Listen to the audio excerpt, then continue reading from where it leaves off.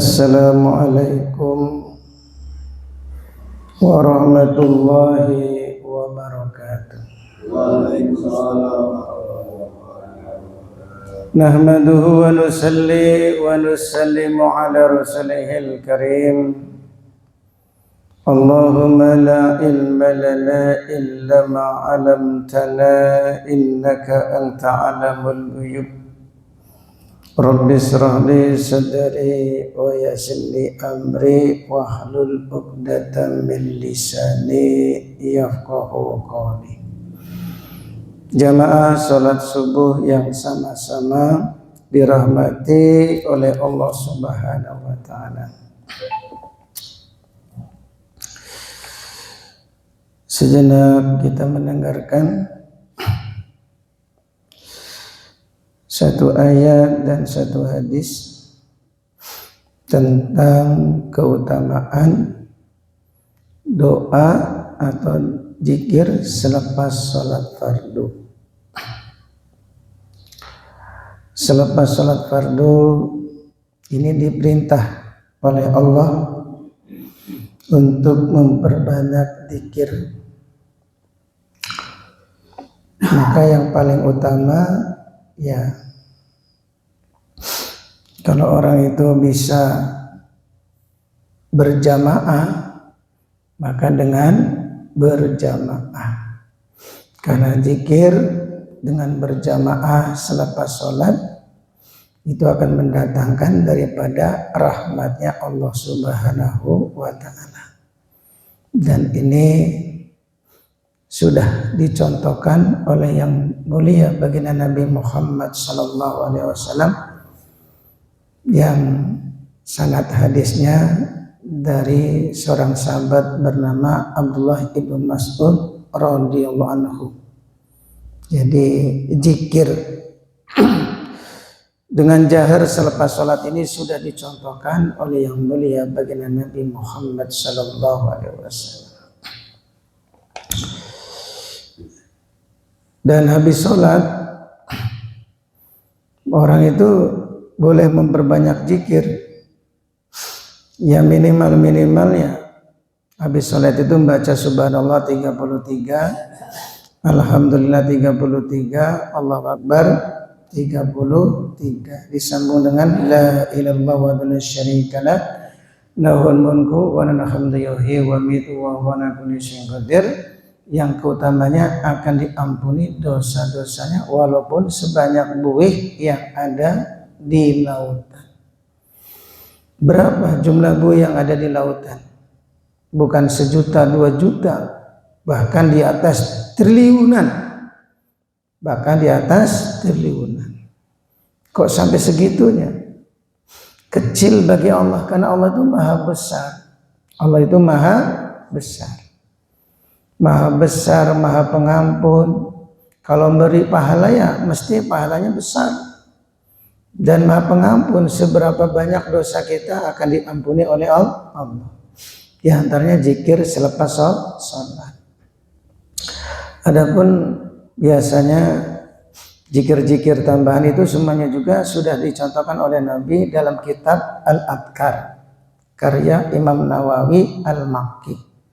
Karena Imam Nawawi itu ada 2, Imam Nawawi Al-Bantani yaitu orang Banten, dan Imam Nawawi Al-Makki orang Mekah, yang kalau nulis kitab kalau lampunya mati itu penanya bisa nyala sendiri, mengeluarkan cahaya. Itu orang dulu, Masya Allah. Nah ini dalil berzikir selepas sholat ini dalam surat An-Nisa ayat 103. Allah SWT berfirman, فَإِذَا قَضَيْتُمُ الصَّلَاةَ فَاذْكُرُوا اللَّهَ قِيَامًا وَقُعُودًا وَعَلَى جُنُوبِكُمْ. Selepas sholat fardu maka perbanyaklah berzikirlah kepada Allah. Ini dalil secara umum. Hanya fadkurullah, zikir kepada Allah ya sebanyak-banyaknya. Qiyama, baik dalam keadaan berdiri, wa qu'uda, dalam keadaan duduk, wa ala junubikum, atau dalam keadaan baring, bebas. Ya, Tapi kalau selepas sholat ya tentunya adabnya dengan duduk. Kecuali kalau memang sakit ya bisa dengan baring. Kalau nggak sempat mungkin ada keperluan, dia habis sholat ada keperluan buru-buru, dia berzikir sambil berjalan atau berdiri. Yang penting habis sholat itu ya menyempatkan zikir kepada Allah. Kemudian selepas zikir kita diperintah untuk doa. Di sini ada hadis riwayat Imam Tirmizi dari Abu Umamah radhiyallahu qila li Rasulillah sallallahu alaihi wasallam ayu doa asma. Seorang sahabat bertanya, ya Rasulullah, kapankah doa atau doa yang paling didengar itu kapan waktunya? Jadi doa yang paling didengar ini kapan waktunya? Qala, maka Nabi menjawab, jawfal laili akhir, pada akhir malam, wa bersolatil maktubah, dan selepas sholat fardu. Jadi waktu yang paling mustajabah ini ada dua waktu, yaitu pada akhir malam dan selepas sholat fardu. Kalau kita ini memang jarang sholat malam, sering keberangan atau kesiangan, ini masih ada kesempatan waktu yang mustajabah, yaitu doa selepas sholat fardu. Apalagi doa selepas sholat fardu langsung dipimpin oleh imam. Di antara doa imam itu apa? Ya awalal awalin, ya akhiral akhirin, ya dal qawatil matin, ya rahiman masakin, ya arhamar rahimin. Ini 5 kalimat ini kalau betul-betul diterima, Masya Allah, apa hajat kita, apa keperluan kita pasti dan pasti akan ditunaikan oleh Allah pada hari itu, asalkan kita ini doa dengan sungguh-sungguh.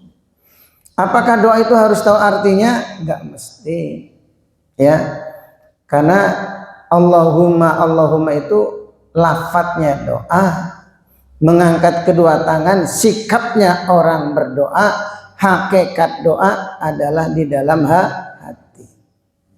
Kadang orang itu tidak tahu artinya, tapi karena yakinnya kepada Allah, tawajunya hatinya kepada Allah, jadi mustajab. Dulu ada seorang santri dikasih amalan sama kiai, ini bisa berjalan di atas air karena salah dengar, salah ngomong, ya kayuku ya gerajiku, ya kayuku ya gerajiku, ternyata berjalan di atas air. Coba, ini salah ngomong, salah ngucap, karena dengan keyakinan. Kita ini sebagai orang awam ya, nggak mesti kamu tuh doa harus tahu artinya, ya harus tahu artinya. Ada orang tuh tahu artinya, doa tahu artinya, tapi pikirnya melayang kemana-mana. Ini namanya ya tidak tawajuh. Seperti orang minta duit kepada orang tua, tapi wajahnya malingkan ke belakang. Nah, ini nggak adab. Ya, makanya kemarin saya sudah ceritakan kisah Habib Al-Ajmi. Walaupun orang ajam tidak tahu bahasa Arab, tapi jadi wali. Kalau baca Al-Quran itu selalu nangis. Itu namanya Habib Al-Ajmi. Muridnya Syekh Hasan Basri rahmatullah alaih. Beliau tobat setelah sudah aki-aki. Ya, jadi jamaah syukur pun layak jadi wali, itu layak. Karena jadi wali nggak mesti ya harus jadi ulama dulu. Ulama itu kan ya yang tahu fatwa halal haram, itu ahlinya itu para ulama. Tapi kalau keyakinan, ini kadang bukan ulama tuh keyakinannya mantep seperti Habib Al-Ajmi. Walaupun ya baca Quran nggak tahu artinya, tapi kalau baca Quran nangis aja. Nah, ini wali nih. Kalau orang datang berobat seketika langsung sembuh. Ini saya ceritakan supaya jamaah syukur itu gak kecil hati. Walaupun kita kadang sholat gak tahu artinya, baca Quran gak tahu artinya, doa imam pun kita gak tahu artinya, ya jangan kecil hati. Masih ada harapan kita menjadi kekasih Allah.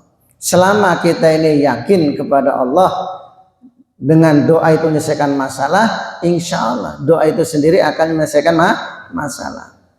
Nah, ulama-ulama dulu tuh ketika mau masuk WC, ada orang datang minta doa, Pak Kiai, saya minta doanya nih, saya sedang sakit. Apa kata Kiai? Allahumma inni a'udzubika min khubuthi wal khaba'is. Doa masuk apa itu? Doa masuk WC kan? Tapi dibacakan langsung ditiupkan air, yang sakit langsung sembuh. Nah, kan aneh. Ya. Jadi orang sakit minta kesembuhan, sama ulama dikasih doa masuk WC, ditiupkan ke air langsung sembuh. Ini jadi masalah doa, walaupun orang itu tidak tahu artinya, maknanya doa itu sendiri mendatangkan rahmat. Mendatangkan apa? Rahmatnya Allah. Dan manfaat doa itu sendiri adalah sebagai penolak bala. Maka kalau imam doa, mungkin kita nggak tahu artinya ya, apa imam itu doa apa. Yang penting hati kita ini tawajuh.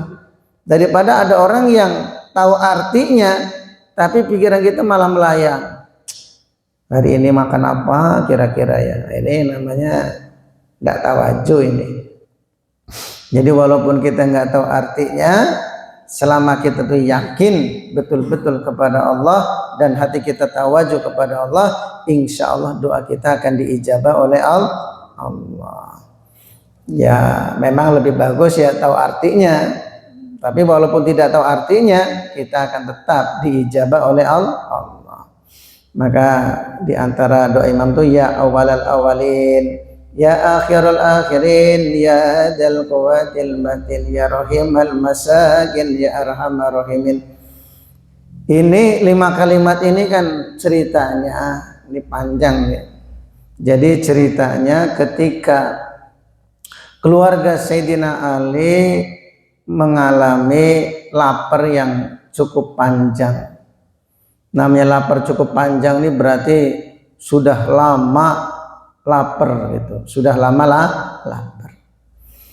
Oleh karena Sayyidina Ali dengan istri serta anak-anaknya lapar, maka Sayyidina Ali memerintahkan istrinya bernama Siti Fatimah untuk datang kepada Nabi, barangkali di rumah Nabi itu ada makanan. Karena itu perintah suami, ya Siti Fatimah datang berangkat, ini perintah suami. Maka ketika Siti Fatimah datang ke rumah Nabi, Nabi saat itu sedang duduk-duduk bersama sahabat bernama Ummu Aiman radhiyallahu anhu. Ketika itu Siti Fatimah ketuk pintu. Nah, baginda Nabi hafal, ini adalah ketukan anakku, yaitu Siti Fatimah. Ketukannya beda, ini ketukan anakku. Maka setelah ketuk pintu, Siti Fatimah pun masuk ke dalam rumah baginda Nabi Muhammad sallallahu alaihi wasallam. Lalu Siti Fatimah tidak langsung mengatakan, "Ya Rasulullah, apakah ada makanan?" Enggak. Siti Fatimah nggak berani langsung tanya, "Ya Rasulullah, apakah ada makanan?" Enggak. Cuma ya, masya Allah, kalimatnya itu indah ya. "Ya Rasulullah," kata Siti Fatimah, malaikat itu makanannya adalah tahlil, tahmid, dan tasbih. Sedangkan kita makanannya apa ya Rasulullah? Ini Siti Fatimah nggak berani langsung ngomong, tanya kepada Nabi, ada makanan nggak ya Rasulullah? Nggak berani. Cuma langsung ya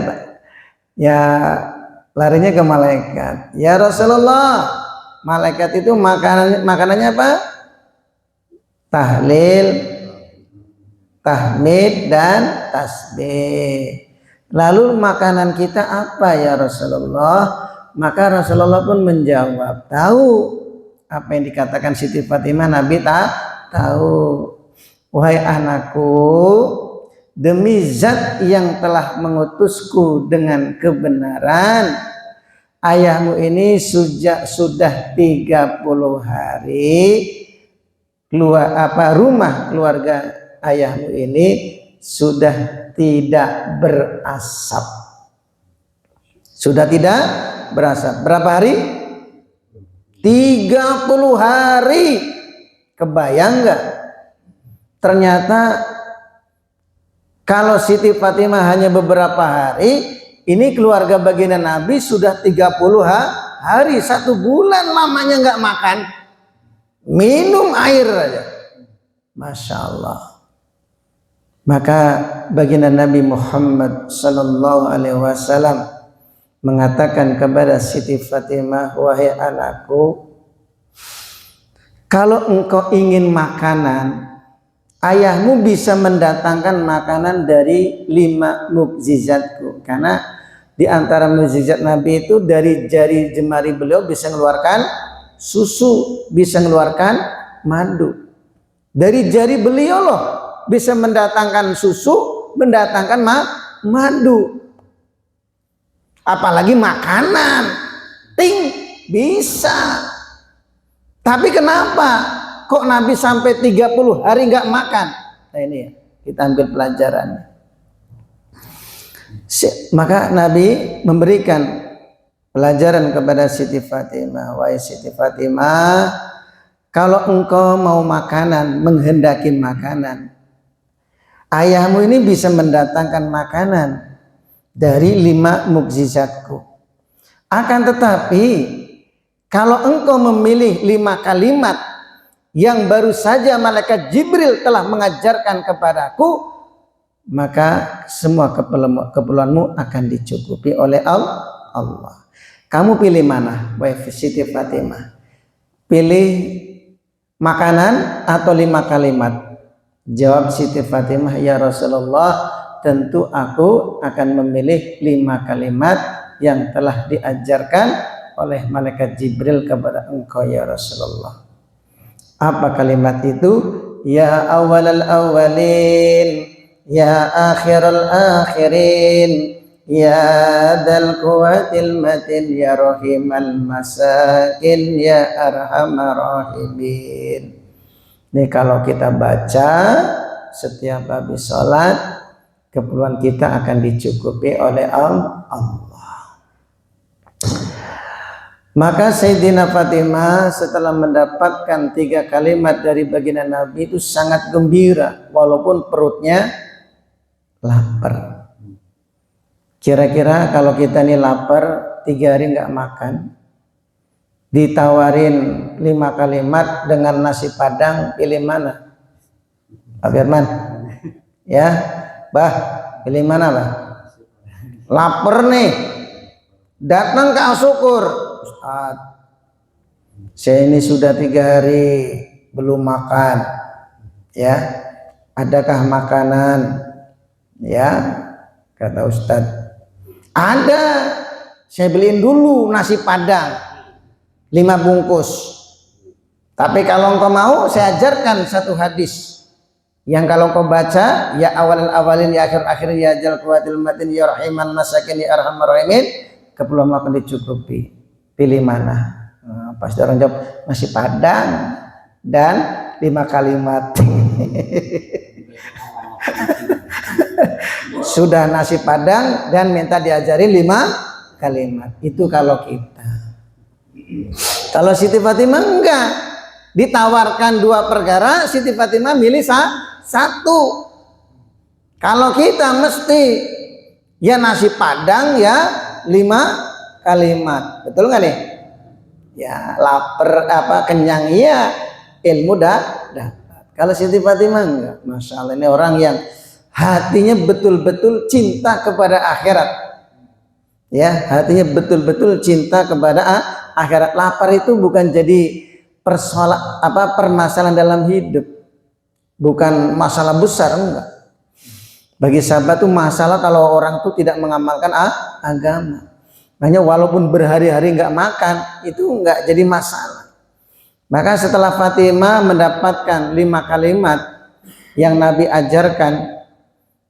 Pulang ke rumah, Sayyidina Ali kan tanya, wahai Fatimah, apa yang kau dapatkan dari Rasulullah Sallallahu Alaihi Wasallam? Jawab Siti Fatimah, wahai suamiku, tadi aku pergi dengan tujuan dunia, sekarang aku pulang dengan membawa akhirat. Apa kata Sayyidina Ali? Wahai Fatimah, hari ini adalah hari yang paling baik untukmu. Masya Allah. Sayyidina Ali pun kan sebenarnya lapar, tapi malah senang kalau Siti Fatimah mendapatkan 5 kalimat yang telah diajarkan oleh Nabi, yaitu dari malaikat Jibril, dari Allah Subhanahu wa taala.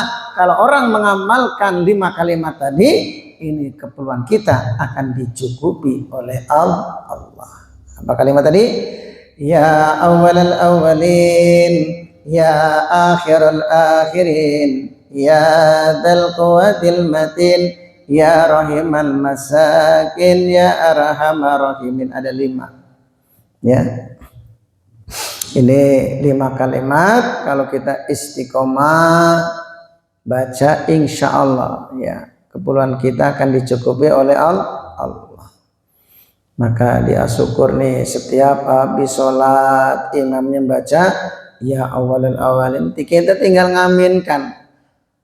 Tahu artinya atau enggak itu enggak jadi masalah, yang penting kita amin aja, itu doa hatiku khusyuk. Karena lafadz Allahumma itu lafadznya doa, mengangkat kedua tangan, sikapnya orang berdoa, hakikat doa di dalam hati kita tawajuh kepada Allah. Insyaallah ya. Nah ini, maka ini diistiqomahkan, karena doa waktu yang paling mustajabah itu adalah di akhir malam dan selepas sholat fardu. Apalagi imamnya nih baca doa 5 kalimat. Kalau kita istiqomah, insya Allah ya semua keperluan kita akan dicukupi oleh Allah. Tapi sampai hari ini keperluan kita belum dicukupi, Pak Ustadz. Ya, keperluannya belum dicukupi, masih banyak kekurangan. Kekurangan itu ya sebenarnya ya hanya ujian yang sedikit dari Allah, ya ujian yang sedikit dari Allah. Karena masih banyak orang yang diuji lebih parah. Di antaranya apa? Ya saudara-saudara kita yang ada di Palestina. Ayo, ya mereka bisa hidup aja udah luar biasa. Apalagi mikirkan makanan itu belakangan, masalah utang belakangan. Dia bisa hidup aja udah alhamdulillah. Kalau kita mau dibanding-bandingkan, kita ini udah paling aman ya. Jadi orang yang harus bersyukur kepada Allah. Kalau kita dilahirkan di Palestina, kira-kira kumaha? Ayo, bagaimana kira-kira? Kuat nggak? Makanya dalam satu hadis Allah telah memilih orang-orang yang paling lembut hatinya dan yang paling kuat mentalnya. Siapa? Orang-orang Palestina yang ada di sana. Jadi sebab Masjidil Aqsa mereka diuji. Ya kan? Sebenarnya orang Yahudi kan karena ingin berebut apa? Masjidil Aqsa. Tapi ya sebab Masjidil Aqsa itu kan imbasnya ke siapa? Orang Palestina. Kalau mereka mau cari aman ya tinggal datang ke Indonesia aman, atau di negara Arab yang lain. Tapi mereka tuh memang punya hati yang sangat lembut. Nabi sendiri yang mengatakan hati yang paling lembut itu orang Syam, orang Palestina. Andaikan ujian itu diberikan kepada kita tuh nggak mampu, nggak akan kuat. Mereka sudah anaknya meninggal ketimpa bangunan masih bisa senyum. Kita sehari nggak makan, kumaha kira-kira? Ayo, ya. Maka ujian-ujian yang datang kepada kita ini baru ujian kecil, ya ujian kecil. Tinggal kita ini istiqomah amalkan agama, karena ketika kita istiqomah termasuk doa bersama imam, walaupun kelihatannya ya masalah belum kelar, itu lama-lama ya, lama-lama dengan kita istiqomah dan sabar, akhirnya datang pertolongan Allah. Enggak instan. Nanti kalau instan baru syukur sekali, doa bersama imam langsung cash. Nanti timbul sifat sombong. Yang kedua, enggak syukur lagi. Nah, cukuplah, sudah banyak duit. Nah, ya sudah banyak duit. Jadi makanya musibah-musibah dunia ini kan semua musibah kecil. Makanya Nabi 30 hari enggak makan, enggak jadi masalah. Walaupun Nabi itu mampu mengeluarkan makanan ya dari jari jemari beliau, betul enggak? Ya, apalagi Siti Fatimah, putri kesayangan baginda Nabi, yang akan menjadi pemimpin wanita di surga.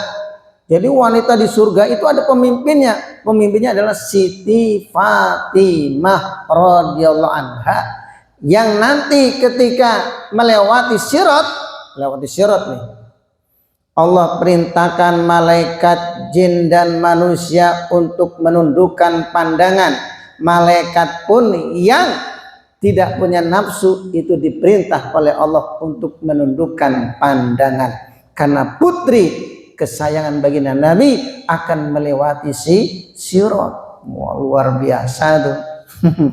Ya, nih putri kesayangan Nabi, orang yang dijamin masuk surga, tapi kehidupannya di dunia sering kekurangan. Ini pelajaran bagi kita. Jadi kalau orang itu banyak makanan, banyak duit, itu bukan suatu keberhasilan. Berhasil seseorang itu, sukses seseorang itu kalau orang itu istiqomah mengamalkan agama. Sholat fardunya berjamaah istiqomah, wiridanya istiqomah, baca Qur'annya istiqomah, taklim, istighosah, yasinan. Itu baru orang yang sukses. Kalau orang memandang sukses itu karena banyak makanan, banyak duitnya, seakan-akan kita mengatakan Nabi itu tidak sukses. Seakan-akan kita mengatakan Siti Fatimah itu tidak sukses. Andaikan kalau kemuliaan itu ya dinilai karena harta dan makanan yang enak-enak, sebelum Allah berikan kepada kita, tentu Allah berikan dulu kepada kekasih Allah. Siapa? Baginda Nabi dan keluarga baginda Nabi. Enak aja, kekasih Allah aja lapar-lapar, kok kamu makan enak-enak. Tapi kemuliaan orang bukan karena banyak harta atau makanan yang enak. Kemuliaan orang itu kalau dia istiqomah mengamalkan agama. Maka Siti Fatimah kembali dari rumah Nabi membawa 5 kalimat tuh seneng banget, walaupun perutnya lapar. Maka jamaah syukur tuh harus syukuran. Pulang ke rumah tuh wajahnya ceria, walaupun di rumah nggak ada duit. Kenapa? Baru saja tadi udah istighosah jam 3 malam. Jam 3 malam, harus syukuran. Saya tadi sudah sholat fardu berjamaah, sudah ikut taklim, nanti yasinan sampai isyraq, pulang ke rumah tuh wajah ceria. Karena itu anugerah yang paling besar. Seperti Siti Fatimah mendapat 5 kalimat, senang walaupun perutnya lapar. Kita ini kan nggak sampai lapar, betul nggak? Sehari itu makan berapa kali? 3 kali itu yang kelihatan, yang pokoknya itu ya. Adapun kalau ada lontong sama bala-bala pagi itu baru mukadimah, baru pembukaan. Nanti ada namanya isi penutup ya, sambutan. Nah, salah itu lah. Jadi beda tipis lah dengan sahabat, itu beda tipis. Kalau sahabat itu sedikit makan, kalau kita dikit-dikit makan. Beda tipis, betul ya? Nah, sahabat itu sedikit makan, Nabi itu sedikit makan, kita juga sama, dikit-dikit makan, nggak apa-apa. Walaupun kita ini ya banyak makannya, yang penting istiqomah. Mudah-mudahan kita meninggal masuk surga bertemu dengan baginda Nabi Muhammad Sallallahu Alaihi Wasallam. Yang penting doa bersama imam jangan ditinggalkan, karena pesan Ki Hasyim Asy'ari belum menekankan jangan sekali-kali meninggalkan doa bersama imam. Orang yang doa bersama imam tidak akan celaka selama-lamanya. Mudah-mudahan kita dimudahkan oleh Allah untuk istiqomah. Subhanallah wa bihamdihi, subhanallah wa bihamdika, asyhadu an la ilaha illa anta astaghfiruka wa atubu ilaik. Wassalamualaikum warahmatullahi wabarakatuh. Waalaikumsalam.